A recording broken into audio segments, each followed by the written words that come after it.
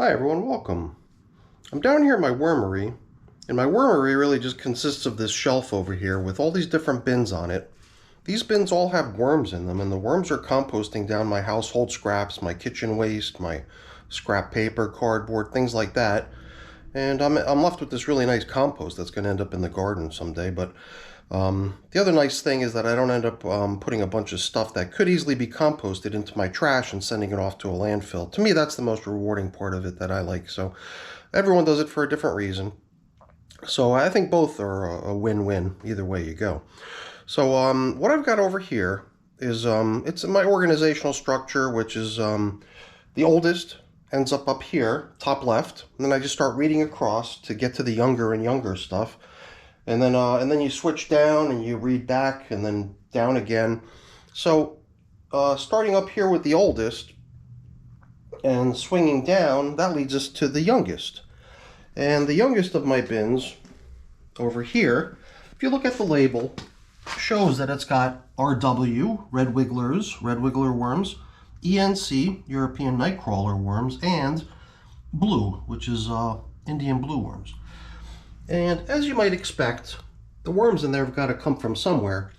And that relationship of where those worms have to come from ties the newest of my bins to the oldest of my bins, because the oldest of my bins also has the same type of worm population in it. I've been working on trying to get these worms out of this system now for 28 days now, 4 weeks. And it was a week ago that we did the first haul out of worms. So 28 days ago, I set up a feeding zone over here on the edge of the bin, trying to lure the worms out of the finished compost. After 21 days, 3 weeks, I got a pretty good number of worms out of here. But they weren't all out yet, so I reset the feeding area, and for the past week, they've been continuing to come over here, I assume. And we're going to do another haul out today. And the worms coming out of here are obviously going to be ending up in the newest of my bins, and then who knows? This system might be done. We'll only know that after we get in here. And if there's no more worms in the finished compost, then it will be done. But if there's still worms in there that need to continue exiting, then, we'll set up the feeding area, put it back up here on the shelf, and let it continue. So I'm going to get this system up onto the bench, and we're going to get to work.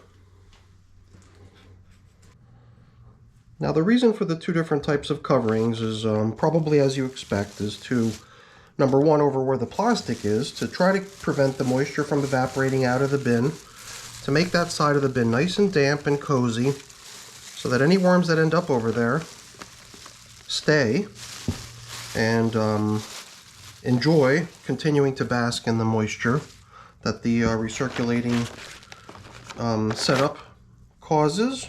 Let's see what's under the paper here. And conversely, the other edge of the bin, with only this sheet of paper covering it, is set up that way to promote the ongoing drying of the casting material, so that as the material dries, it becomes less and less appealing of a place for the worms to remain in. So I'm not only trying to motivate the worms to come over here with delicious food items, but also trying to convince them to leave the material that they inhabit presently by allowing it to continue drying out. And by allowing it to continue to dry out, it does become a little bit more crumbly, as it should be. I guess I made the mistake of allowing this material to get a little bit too damp, which caused a lot of it, if not all of it, to clump up like this. It's always best if you can prevent that from happening. If you can prevent that from happening, your castings will remain a lot more fluid and granular, and you won't have to kind of reverse the mistake of letting it get too damp and then having to allow it to dry out afterwards. So I've been trying to still learn the fine points of, oh, look at that little guy, how they hold on when you try to pull them out of the material that they're in. So yeah, I started using these plastic coverings perhaps a little overzealously by covering the entire bin and forcing the recirculation of moisture throughout the entire bin. However, if you're not careful, you can really get a batch of material that's just overly damp. And that's really not the ideal situation, because then you end up with stuff that really isn't Look at that. There's like a chunk of something in the middle of that. Yeah, I mean, who knows? It could be like a little Easter egg. There could be food left in there. Who knows? Some of this might just be pure castings, which is usually the case, I believe. But sometimes the castings can collect and clump up around a material that you would really rather have exposed to the worms and allow it to continue breaking down rather than being shielded by a coating of castings. So, you know, it's just one of my little things that I need to fine-tune in my process. So I'm learning as time goes on. So my far edge of the bin that we're checking out now is where I'd like to see the fewest number of worms, you know. Oh, look at that, big guy. That's the funny thing about this system, is that since it's a combination of various types of worms, little tiny ones, as well as big, huge, fat ones. So if the first couple you see are little tiny worms, then you, I guess your mind sort of expects to see only that type of worm, and then suddenly you bump into a really big one, and you're somewhat taken aback by it. So these, the really fat ones, those are the night crawlers. That's the European night crawler. And the little skinny ones, the red wigglers and the blue worms, are sometimes a little difficult to tell apart from one another. The blue worms are a little bit more active. They're real fast movers, and their tubular body is pretty much smooth and consistent all the way across, or all the way through the entire length of their body, as opposed to the red wiggler, which I have here in my hand. The red wiggler has this little lump on its body, which the blue worm has as well.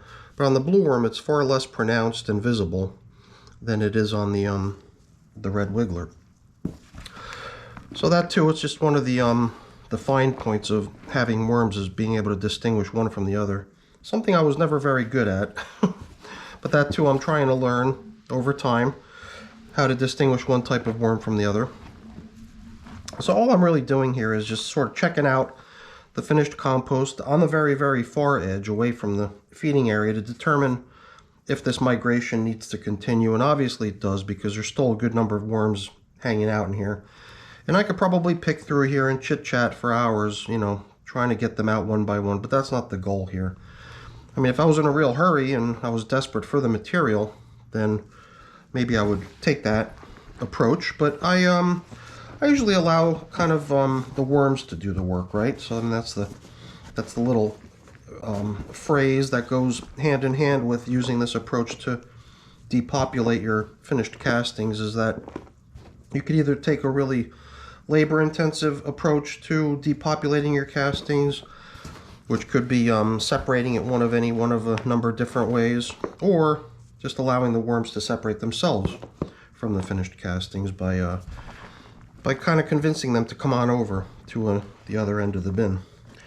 So I scraped up a lot of this dry stuff in the beginning and sort of nudged it over. I'm going to see about blending it in a little bit, trying to get it down deeper, because when it's really dry the way it is, it doesn't crumble very readily.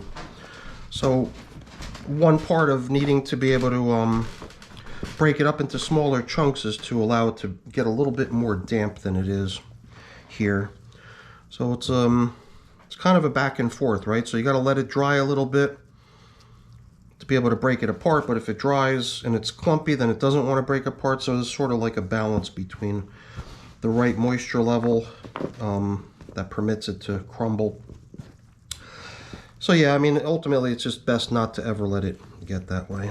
So it doesn't really matter so much either. Some people don't worry too much about the consistency of it.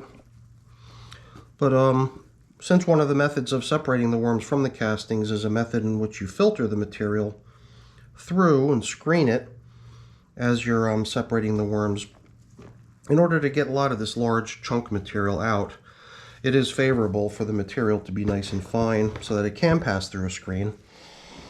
But there too, that's, you know, really a personal preference, depending on how you do your own vermicomposting. And I guess the other advantage for it to be nice and granular and loose is that the worms can travel through it a little bit more readily. There's also a greater amount of air within the material too. aerated a little bit so that it can dry. So that's the reason I'm kind of trying to stir the whole thing up. But usually when I'm doing this, I try not to stir it up in such a way that I'm moving worms away from the place where I'd like for them to congregate. So that becomes another little nuance to doing what I'm doing here. But like I said, I'm not here to pick them out one by one. I just somehow can't resist doing so as I encounter them. I'm gonna do what I did last week, which seemed to work quite well, which is to pretty much scoop out the entire contents of this feeding area. And then as I do so, I'm gonna pick through each handful to try to salvage all these larger chunks of material. And I know that some of the stuff that I pull out of here right now is going to just go with the worms. But if I'm able to reclaim some of this larger chunk material, then I can use it when it comes time to rebuild this feeding area. In fact, last time, all I did was I just picked out all the larger chunks of things and dumped it right back in, so I'm trying to remember, did I add food? I might not have even added any food or anything. I might have just put it all right back the way it was when I was finished. Gosh, it was only a week ago. For some reason, I'm having a hard time remembering. I might have done something. I don't remember. Did I add some more bedding or something? Or maybe not. I might have just taken all the material after sort of picking out the large chunks and putting all those large chunks right back into this edge of the bin to let the migration continue.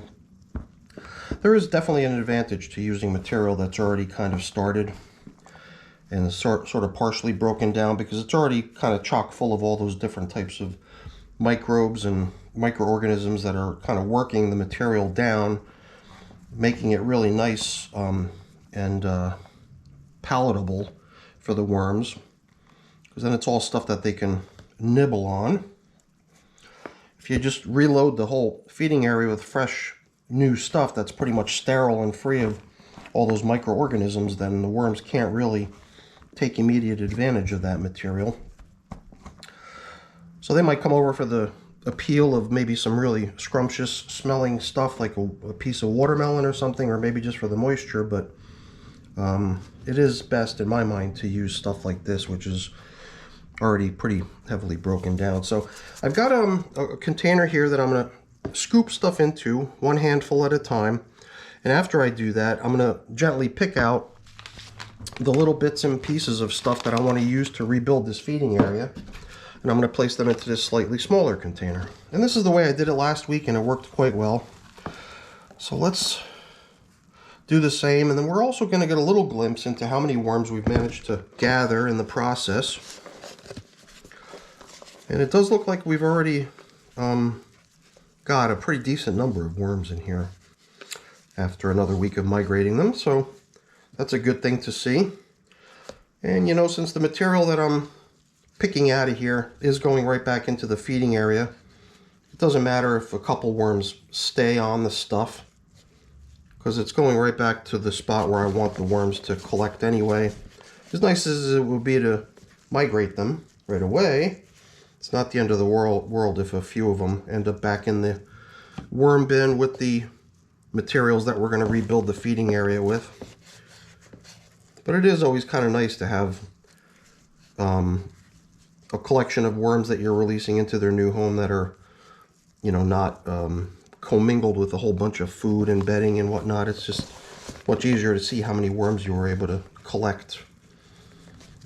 And that's my only real method of guesstimating how many worms I'm migrating at any given time. So once I get around to releasing these little guys into their new home, I'm definitely going to be hoping to hear people's ideas in terms of how many worms they think got relocated in this round. And I'll have my own guess, but lately I've been trying to not reveal what my guess is, so I can kind of go by what the audience thinks. I'm trying to remember what the rough numbers were. I mean, the numbers are pretty wide-ranging, but I believe that the last batch was estimated by the viewers to be somewhere between maybe 600 and 1,200 worms. Pretty wide range, you know, so I think I recorded it in my tracking spreadsheet as maybe 750 worms. just to try to use somewhat round figures, maybe 800, I forget what I wrote down. But I did my best to try to incorporate everyone's feedback in my record keeping. Because even though I'm right here handling this stuff and getting a much closer view of it, I value everyone's input just as much as my own opinion. So I do try to record my worm count estimates in a way that it incorporates everyone's input. So I might be going a little bit overboard here. You know, it's not so important to pick out every last bit. But there's an advantage to sort of allowing the worms to do what they do naturally, which is dive down into the material that they're inhabiting when they sense bright overhead lights. And as they dive down, I'm able to just skim off some of this stuff right from the top pretty easily after the worms have already left it to dive down into the nice dark damp material below. And I guess there's a certain advantage to also letting them take some of the material that they're inhabiting with them so they feel comfortable in their new space. But like I said, I'm not going to go crazy. I've still got a couple more handfuls that I've got to process here. So let's go for the next handful.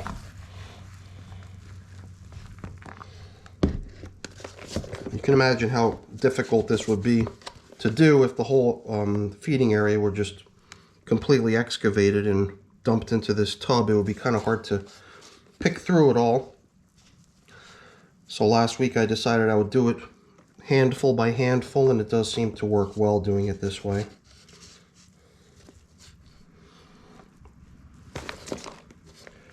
And you know, at some point we're going to come in here and we're going to just go rummaging through the old finished castings, and we're going to find virtually no worms in there. As it continues drying, it'll become less and less hospitable for the worms, or maybe not hospitable, but you know, they won't favor it as much as they did maybe when it was still a little bit more damp. So that'll inspire them to go looking around, trying to find another place where they'll find a little bit more moisture. Maybe they'll go hunting around because they can sense the presence of some delicious food items not far away. Maybe they'll head over there because of that. I'm always a little bit curious to wonder if they can actually sort of smell the food, and are they drawn to it because of some sort of a sense that it's there, or do they just sort of, you know, roam around and happen upon it? I'm never 100% sure about how that actually occurs. I don't care if I bring some stuff over. I think what I do want is a good amount of stuff here that I can reuse. And then I know I've got a feeding area that's going to be appealing for the worms. Stuff that's going to attract them and, you know, also keep them from wanting to leave. So I could definitely just sit here waiting for the worms to dive down and retreat from the light, and then I skim the top layer off and stuff and whatnot. But like I said, it's not an exact science. It's not necessary to do so. As nice as it would be to, you know, have a really clear view of the worms in here by having less and less of the material that surrounds them in the way to obstruct our view. But there's also the aspect of not taking too much time to get the job done and being somewhat efficient with our time. So look at that, another huge mound of worms, another big handful. So it really makes me think that I've got another pretty sizable amount of worms here, possibly an amount equivalent to what we did in the last haul out. So if you're starting to get a sense of how many worms you think we've managed to collect here on this go around, then please enter it into the comments. I'd love to hear everyone's ideas on what it is that we've got here. Naturally, I'll have my own opinion and I'll factor into the estimate, and then I'll record it accordingly based on everyone's feedback. Here's the stem of a banana, as well as part of the peel still connected to it. Those are all the types of things that I would imagine the worms really dig. So what do we got here? Not much. I guess we could just still scoop out a little bit more here, but then I believe we're more or less finished with the haul out of worms over here.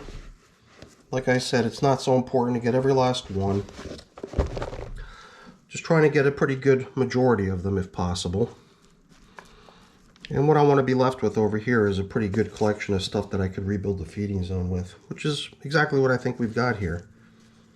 Makes me wonder if I need to supplement that at all. Maybe I should go grab a couple morsels from the refrigerator just to reinforce it a little bit. I mean, there's definitely pieces of banana peel left in here. My thought was that maybe just some other little extra stuff just to build this up a little bit more might be a good thing. I don't know. Maybe it's not necessary. The other thing some people might notice if they're regulars here on my channel is that occasionally I try to separate what's going on over here, the feeding area, from the rest of the finished compost in the bin, but as you can see, I've not done that here. It's kind of, you know, kind of swings this way or that way depending on what mood I'm in, I suppose. I think that's the explanation I provided last week too, that I just wasn't in the mood to deal with it. So, all right, let's quit picking. I think we're in good shape here. We're gonna leave it at that, and there's still obviously a good amount of stuff floating around in here that's not worms that we could return to the bin, but I don't mind, you know, letting some of this material go with the worms, because it'll just give them a nice cozy spot to hang out in until they get situated in their new home. So let's rebuild this feeding zone really quick, and then we can proceed with the release of those worms. Now sometimes I'm swayed by just what I have on hand, and I did look around a moment ago and I saw a few pieces of paper towel, so I imagine this piece here, the fairly clean one, going in to replace the one that was already on there and is pretty heavily soiled from having performed that duty previously. And I have this other one right here too, so rather than adding nothing, I figured let's just use these couple of pieces of paper towel as supplementary bedding to toss into the feeding area, and every little bit helps, I guess. Since we are displacing some of the material that made up this feeding area by relocating it with the worms, it doesn't hurt to replenish a little bit here and there. So that's what we're going to do over there, is we're going to just add these extra couple chunks of paper as supplemental bedding. And you know what? Let's give them a little soak down too. Make sure that they're not going to try to suck up any of the moisture that makes up the materials that we're putting back into the feeding area.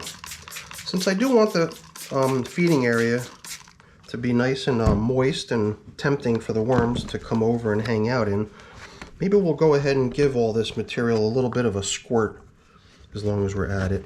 Look at those little tiny worms, holy cow.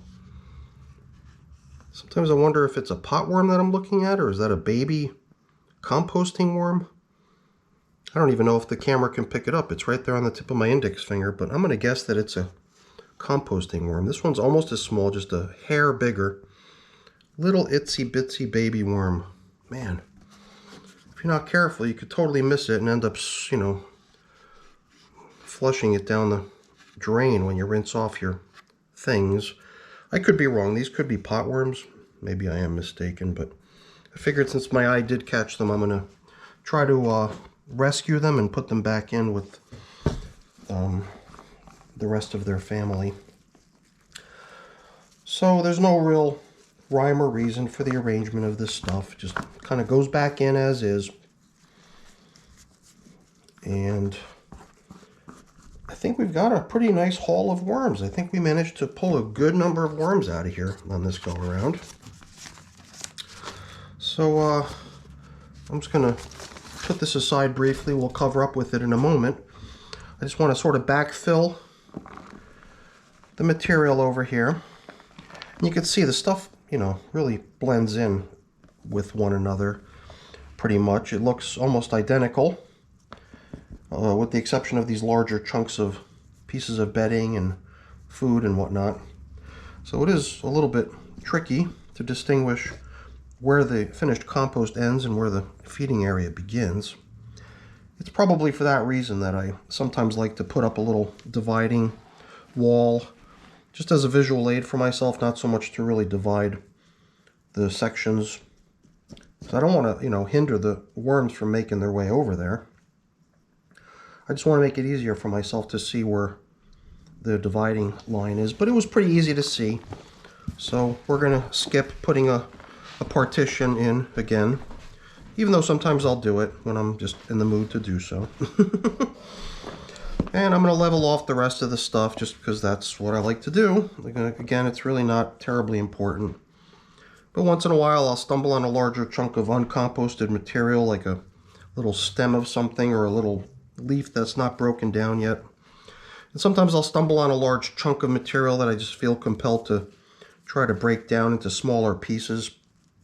So, like I said, it's really personal preference and how much time you want to spend with this stuff. I just find it a little bit relaxing to kind of hang out here and do stuff in my worm bins. So I certainly take much more time doing this stuff than ordinary people would normally do on their own if they were just coming down to their basement to tend to their own worm bins. So I think that's where we stand with our migration after 28 days. Seems to be coming along pretty good. I believe that the age of this bin is, can't remember, is it 166 days at this point? Hey Siri, how many days have passed since December 4th? It was 166 days ago. Yeah, that's right. The reason that that number sticks in my head is because that used to be my address when I was a kid. That was the house number, or apartment number, I guess, to be more accurate. So I'm going to replace the old paper towel covering with a new one, but here too, I'm going to give it a little bit of moisture, just so I'm not putting something in here that's going to suck up moisture. So I want this feeding area to be nice and damp and appealing for the worms to come over to. So a little extra moisture here and there I think is beneficial over there. And on the flip side, we definitely want to let this side of the bin continue drying. So we're going to leave it covered only with that piece of flimsy paper. And so it continues. I wonder how much longer it's going to take. All right, I'm going to go get the new bin, and we're going to be able to release the worms. It's so funny, when you lift up a brand new bin, castings are really heavy. And a brand new bin with hardly any castings in it yet is so light, I could just pick this thing up with one hand. This is a little bit of a nuisance. I've been dealing with this for a while now. All these little flying insects everywhere. I've been meaning to go over to the home improvement store and pick up a package of those mosquito bits or whatever they're called.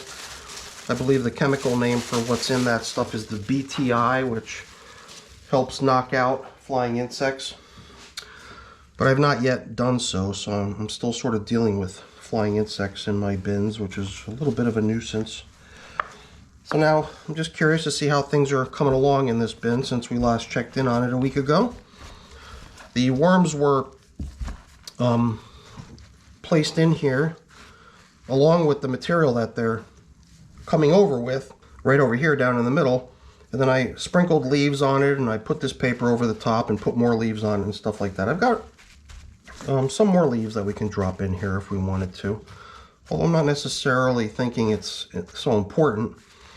It was just that this bin had been built with mainly paper, cardboard, mostly manufactured carbon-based bedding type materials, and I figured a little splash of leaves might be nice just to give the material a little bit more of a natural look.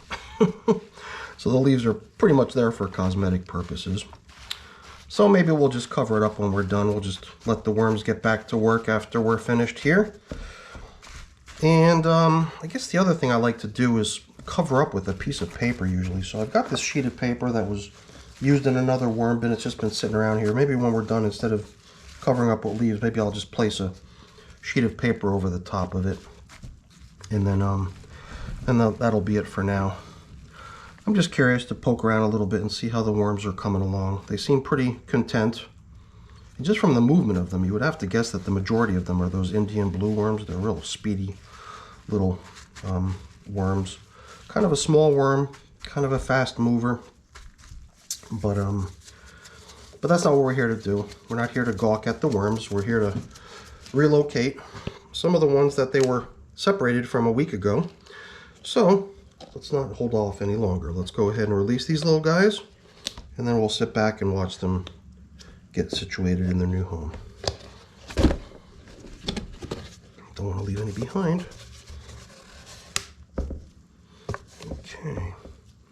So, like I said, this is our one chance to get a look at how many we've managed to relocate, and since they're pretty fast, half of them might have already dug themselves down into the bed. So I'm going to attempt to spread them out a little bit so we can get a better view, and then we'll be done. Every now and then you hit a pocket and there's a whole bunch of them down there. So all right, let's give them a moment to get situated.